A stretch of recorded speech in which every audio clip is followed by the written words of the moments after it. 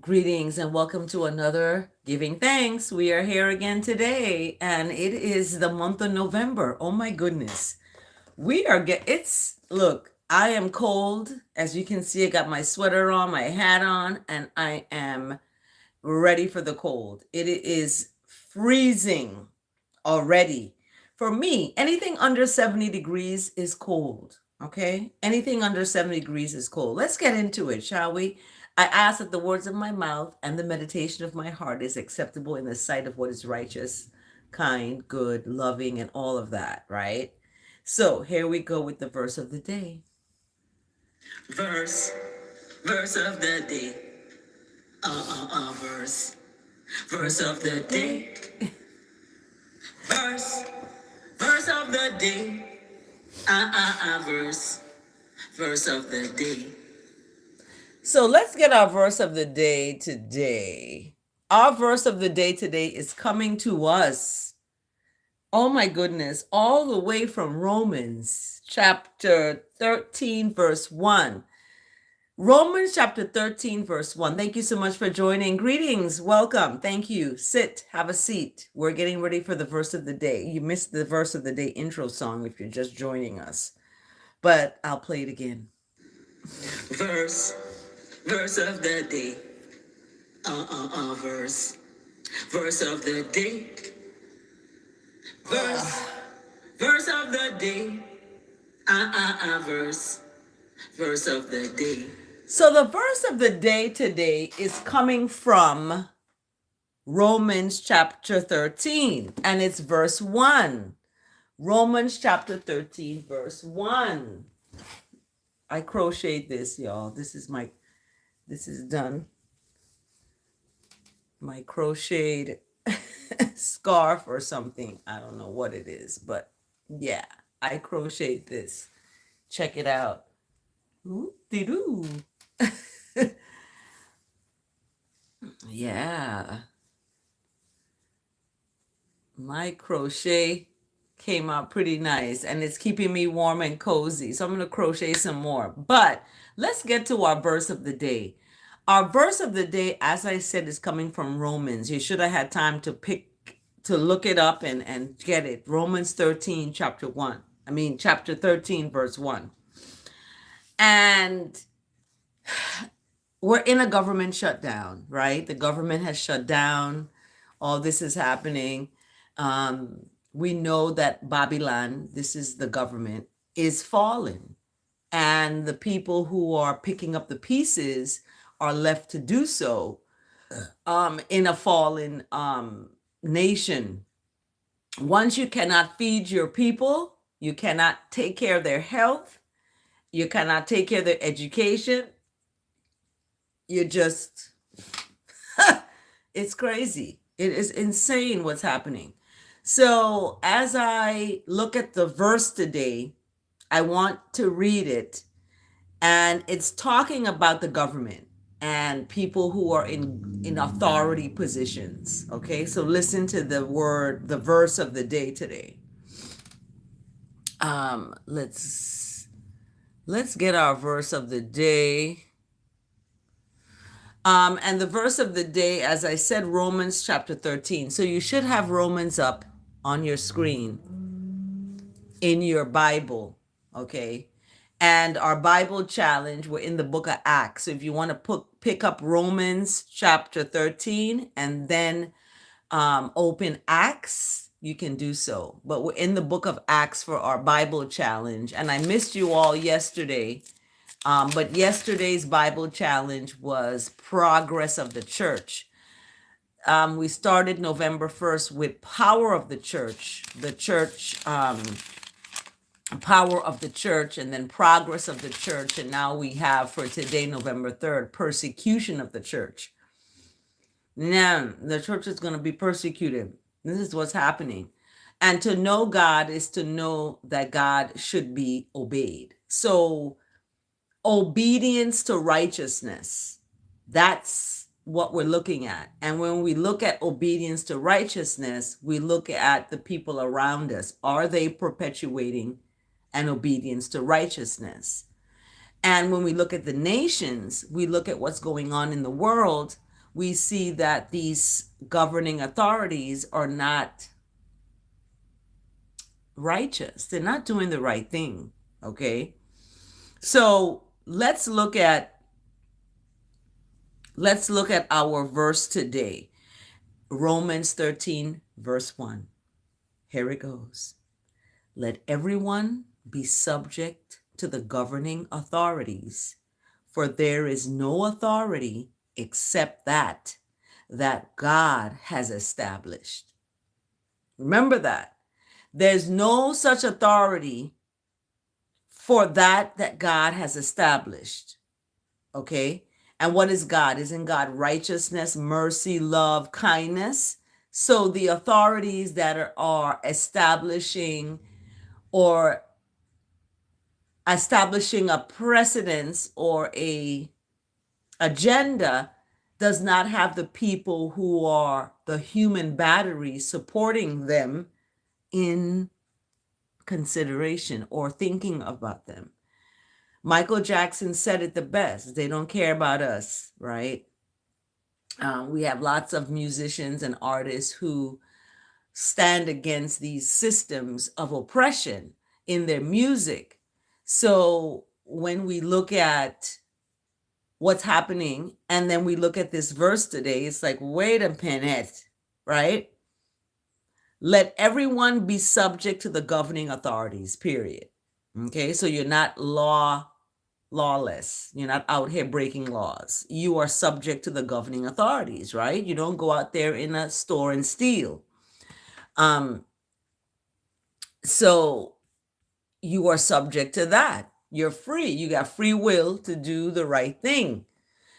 And for there is no authority except that which God has established.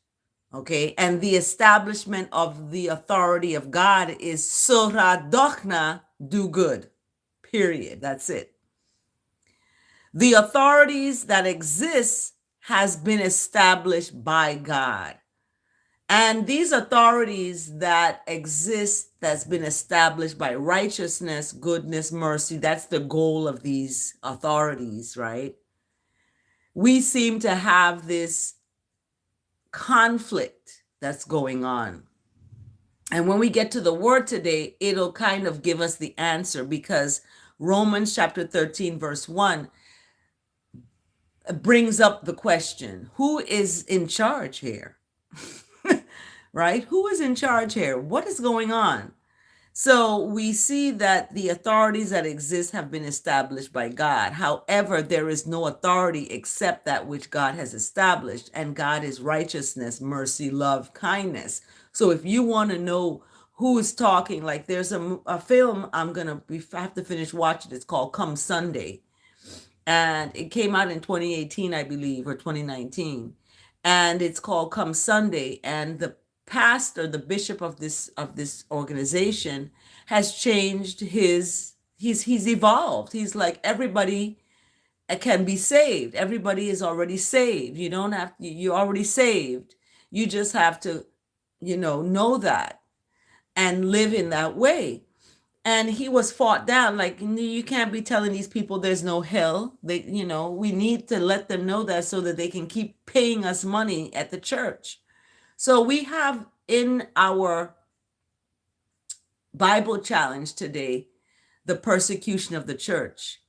We're talking about the church, and we're talking about Paul, Saul, and, these name changes that have occurred, and the obedience to obey what is righteous.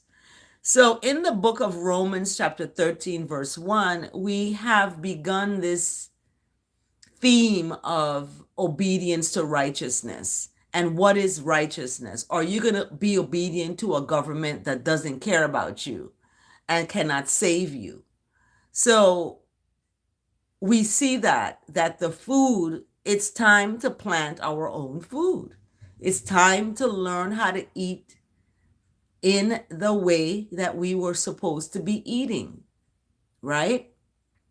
So Romans chapter 13 verse 1 really sets us off into the question of who are we serving, or what are we being obedient to? Who are you being obedient to? Are you being obedient to what's righteous, or are you just about yourself? What's happening? So the verse of the day really kind of gives us that segue into our word of the day. So let's get to the word of the day. It's the word of the day. Galatians chapter 5 verse 1. Word of the day. The word of the day today is being brought to us by Galatians chapter 5 verse 1. It's the word of the day. Word of the day. Word of the Word day. of the day. Galatians chapter 5 verse 1. So Galatians chapter 5 verse 1 is ushering in our word today. And our word today is free. Not freedom. We're not going to be dumb about our freeness. We're going to use our free will for smart things. Okay? So the word today, freedom, I'm going to translate that into free. So November 3rd, this is the day before I gave birth. It's going to be 26 years ago I gave birth to my daughter, a home birth baby in the Virgin Islands. And that home birth experience changed my life. Okay, that's just my story. I'm going to talk about that. Home birth baby changed my life. And in that birth, November 3rd today is the day before I gave birth. Yesterday, I celebrated the coronation, okay, of His Majesty Haile Selassie I and Empress Menen, King and Queen. They were crowned in 1930, November 2nd. And it's a significant day because it signifies the truth that Christ lives, and that we are to remember that the truth is going to be hidden. You got to dig and find it. It's not going to be out there like that in your face. So, thank you to the Rastafarian elders and Nyabinge for the, discovering the truth and bringing that out. Now, everybody's not perfect, because within these organizations, churches, we have sometimes oppression, okay, of women, molestation of children. We have these things happening in every corner of our world, even in the church. So in the word today, freeness, you are free, right? You are free. And in that freeness, you have an advocate. So let's get into the word today, free. It's brought to us today by Galatians chapter 5, verse 1. And Galatians speaks about the free, being free and standing firm. So because Christ has set I and I free, okay, the true Christ has set I and I free to eat the right foods, to speak the right words, to hold fast to righteousness and goodness, right? And to give that righteousness and goodness to ourselves and to others, right? You have to put your mask on first before you go and help other people. So Galatians chapter 5 verse 1 speaks of for free. For being free, Christ has set I and I free. And what is Christ? Isn't Christ righteousness, the righteous one? So doing the right thing is going to set you free. Being kind, doing the right thing, standing up for truth and righteousness is going to set you free. Stand firm, therefore, and do not submit again to a yoke of slavery. People are submitting to a yoke of slavery with the food, with the things that they speak. They're enslaved to the word, to the nigger words, the N word, niggers. I hear my son say, hey, my nigger, and all this nigger words, nigger, nigger, nigger. We're enslaved to the oppressor's language. We got to stop it. So we need to break off this yoke of slavery. Do not submit again to this yoke of slavery. You may be free physically to go about your way, but mentally people are enslaved, and they need to do not submit again to this yoke of slavery. People have submitted to it before, right? We're not going to submit to it again. So Galatians sets us off into our word today, free. I walk in free along the paths of life. Okay. Hi, Justice. Hi, everybody. Thanks for tuning in.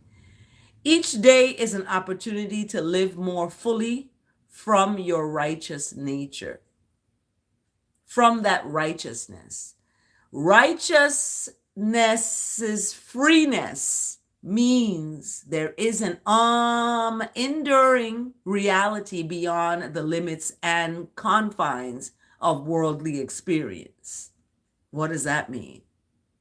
That means that righteousness, doing the right thing, having mercy, kindness, long suffering, and all of that, there's an enduring reality beyond the limits of that and the confines, not the limits of that, but the limits and confines of the world. So when you are standing firm in righteousness, that keeps your life in proper perspective because you're on the righteous path. You're doing the right thing. You are being obedient to righteousness. That's our theme today. So even when you have obligations to meet or other demands on your time, you can return your attention to the realm of righteousness, where you are perfectly and completely free and unfettered. Okay? You're not chained. You're not in bondage.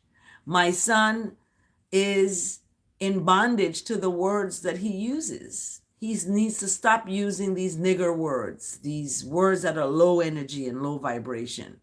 But he's blessed, highly favored, wonderfully made. Some of us take time to know that. So he's, almost 30. He's 29. So he's, gonna go through that situation, and reveal is going to be to him. So in the word today, I am liberated as I claim my righteous freeness, knowing I choose my thoughts, feelings, and reactions, even when I feel limited through my current circumstances. I can still do my inner righteous work to claim freeness in communication to righteousness and manifest righteousness in my life. Where are you all watching from? Those of you who are in the chat, thank you for joining. Type in the chat where you're watching from. I have my top fans here. Where are you watching from? Each of you, where are you watching from? So are you in the US? Are you in a different country? Let me know where you're watching from. Okay. Yeah, this is my I crocheted this. This is just, I did that. Joshua Tree, Southern California. Woohoo! Thanks so much for joining. So that is our word today, free. Okay, that's our word today, free.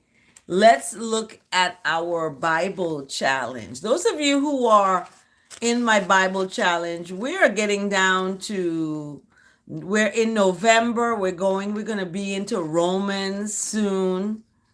And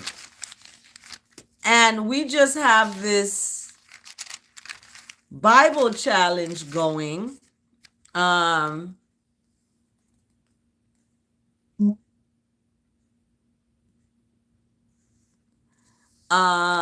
and we're on November 3rd, persecution of the church. We have Philip preaching. We have Saul's conversion. Remember, Saul used to be Paul. Now, Paul used to be Saul. Now he's Paul.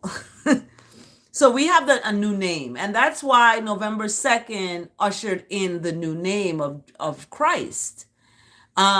We talk about Jesus's name is a mighty name above all other names.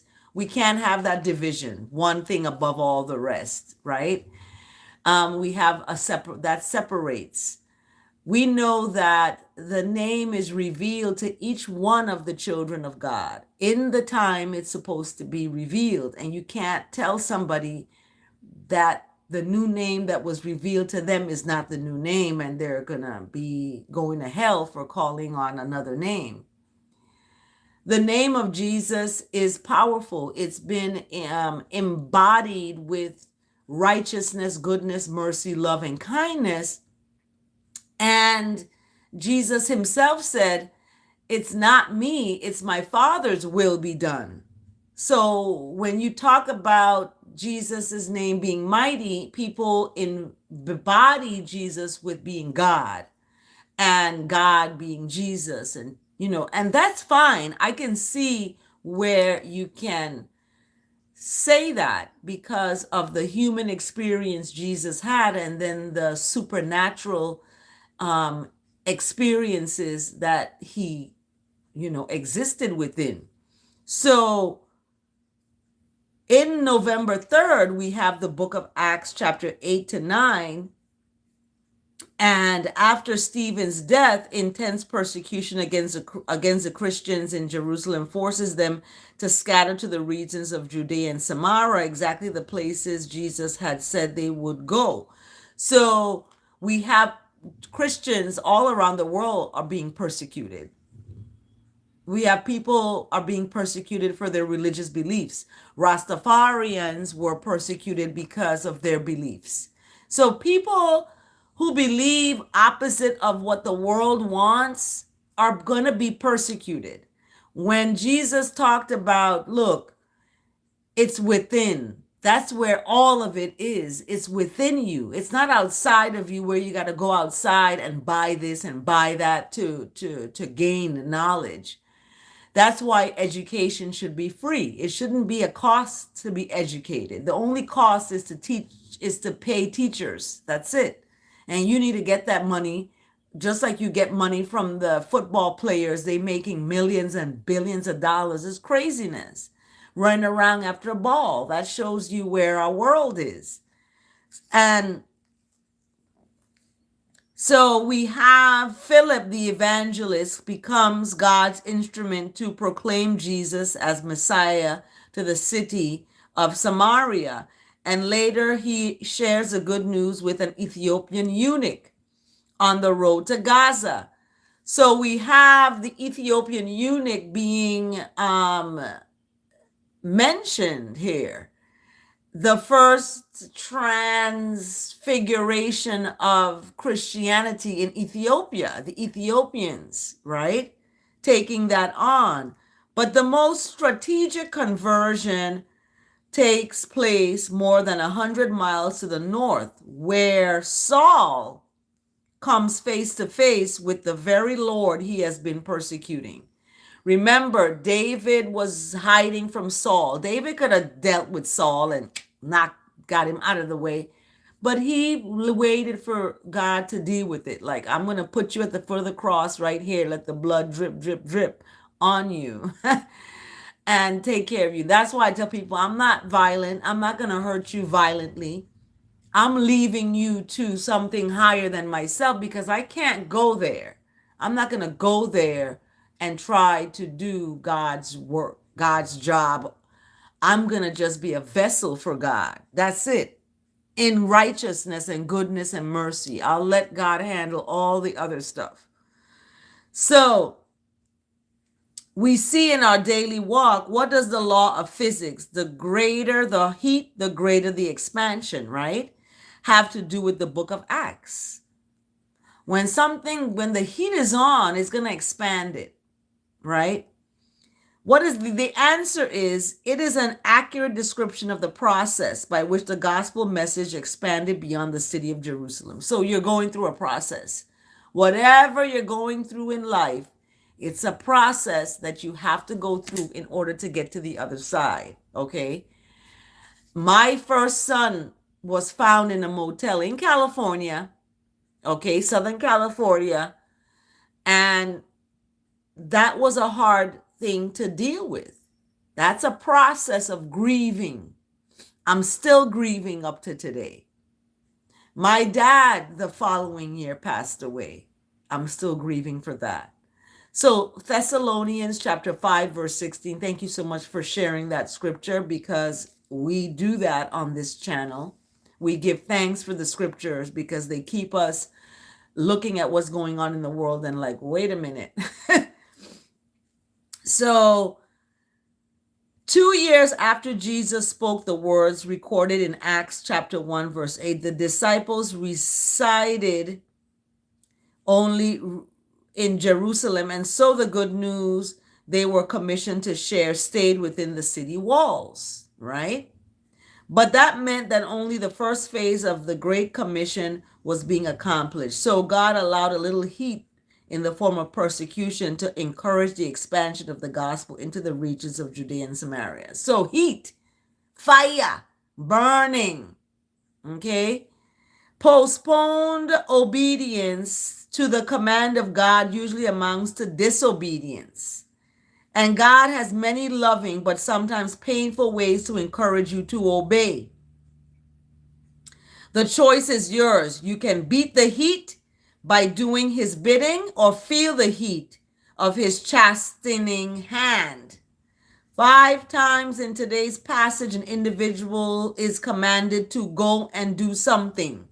Locate and circle the response in each case and let that guide your response the next time you receive a command from the Lord. To know God is to know that he should be obeyed. Okay? I am still getting to know God. Every single day, I am learning about the righteousness of the righteous. Okay? The city of Damascus. This is the insight. Far-flung flight. Acts chapter 9, verse 2. The city of Damascus, chapter 9, verse 2. Considered the oldest city in continuous experience in the world, was more than 100 miles northeast of Jerusalem, showing how far Christians had scattered under Saul's persecution. Okay? And how far Saul was willing to go to persecute them. He didn't care. Saul was like, look, I'm going to get y'all. But Saul had a conversion. He had a conversion and he changed his name to Paul. So we have the storming of Stephen, the church persecuted and scattered. Philip in Samaria, Simon the sorcerer, Philip and the Ethiopian. Ethiopia is mentioned in the Bible 33 times, I think. Saul's conversion, chapter 9. You got to read Acts chapter 9. Saul is converted. Okay? Saul is converted. And we have Saul in Damascus and Jerusalem, Aeneas and Dorcas. So in the Bible Challenge tomorrow, we're going to be looking at propagation of the church. We find it easier to go to church than to be the church. It's easy to go to church, but it's hard to be the church within yourself. People go seeking for what's on the outside instead of looking and building what's on the inside. So we are out of time, everybody. Oh my goodness. You know, the time went back. The time went back. So we are falling back with the time. This is the eve of my birthing day, and I'm so excited Let's look at Thessalonians chapter 5, verse 16. Cat in the No 7, Joshua Tree is bringing in a scripture reading. So go ahead and read that. And remember, stand in love. Don't fall in it. It can get messy. Have a blessed day, everyone. Take good care. We're here today, every day. Even though I'm not on live, I'm still in my scriptures, as you too should be. Have a blessed day. Remember, stand in love. Don't fall in it. And always know that obedience to righteousness is going to keep you mentally well. Take good care, everybody. See you next time. Another giving thanks coming at you. Subscribe to this channel and like this video. I am on the eastern side of the USA. On the eastern side, on the East Coast. You know, we got the West Coast, we got the South, we got the North, and we got the East. I'm on the East Coast. Have a blessed day. Thank you so much. Take good care.